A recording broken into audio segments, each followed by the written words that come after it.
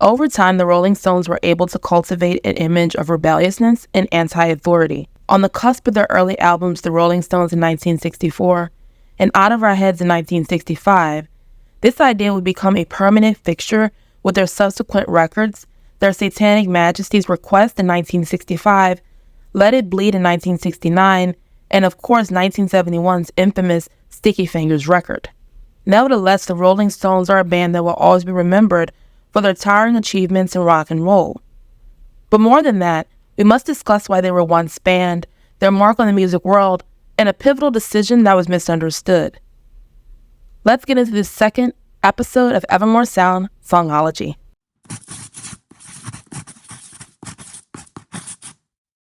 Of course, garnering an image of troublemaking is easier said than done.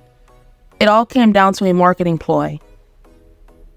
The Stones' then manager Andrew Loog Oldham recognized the appeal to controversy, and as Hugh McIntyre wrote back in 2015, they ditched the boy band-esque outfits and threw caution into the wind, accepting the bad boy image that would stick with them for the rest of their lives.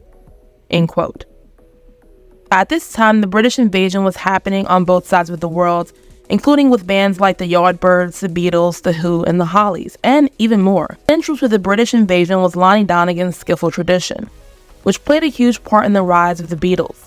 British teens never felt more at home than when they listened to the infectious sounds of American players like Chuck Berry, Muddy Waters, Buddy Holly, James Brown, and Elvis Presley. For many of these wide-eyed teens, the British invasion was a chance to mingle sounds of Celtic folk, blues, and sounds that were passionate and ferocious. The Stones were one of the biggest bands to come out of the British invasion, through singing the blues and even covers. As you may have heard during the 2024 Jazz Fest weekend in New Orleans, one of their certified hits, Time Is On My Side, was originally sung by Irma Thomas, one of the soul queens of New Orleans. By 1964, the Rolling Stones would embark on a new journey, to conquer America and make it their footstool. However, the Beatles were first to do so, through their hits on the American charts. With adoring fans and appreciators, the Stones would have an uphill battle, in large part due to the public's adoration for the Beatles. See, at this time, many Americans were still high on the Beatles' popularity.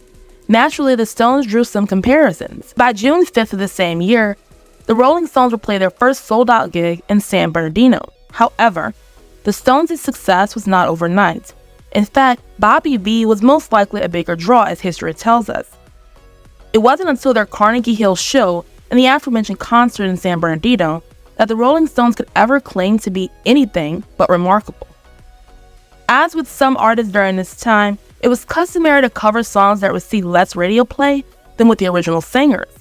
This was due to how radio listeners and stations perceived the ability of black singers to be marketable to predominantly white audiences, i.e. the racial conversation in early rock and roll history. Chuck Berry's original song, Come On, was only successful when the Rolling Stones covered it. In fact, Come On marked their first hit on the UK charts. If you'd like a video on some of the most popular rock songs that were originally made by black artists, please comment below. We'd love to do a video on that subject in the near future. Later, the Rolling Stones would discover their stomping grounds with I Can't Get No Satisfaction on the Billboard Hot 100 chart in the US.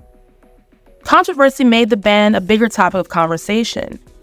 As with many music festivals, the Ultimate Festival was a time for music lovers to kick back and bask in diverse musical acts. In 1969, that fact was no less true. Only this time, the festival was marred in controversy due to the death of 4 individuals. For Mick Jagger, Undercover of the Night was a song meant to offer up a commentary on the upheaval in South America. The accompanying music video did not go over well with the public due to the eye-raising visuals of Keith Richards shooting Jagger. When you're making a bold statement, as with Undercover of the Night, it is crucial to never blur the lines. The video left a bitter taste in the mouths of fans and critics, because many did not understand the creative decisions behind such images. Naturally, there was a substantial amount of pushback and backlash.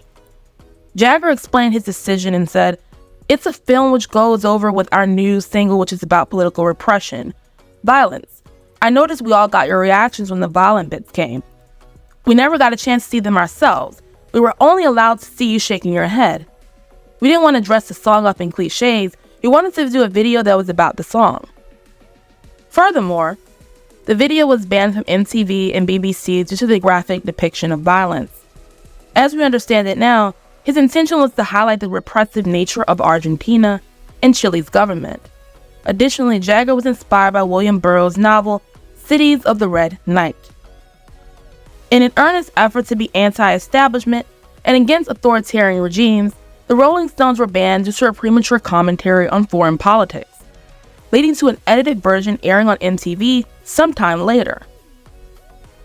While the Rolling Stones have always worn their influences on their sleeve proudly and honorably, it hasn't always gone over well with the public. As with any rock counterculture movement, it's important that we make our intentions known, so they are less likely to be misunderstood by many others. If the Rolling Stones had made Undercover of the night today, would it be met with a warmer reception? What do you think? Leave your thoughts below. Join us for our next video revolving around the original mischief maker of rock and roll. Please subscribe, drop a like, and share the video if you enjoyed it. We'll see you soon. Bye!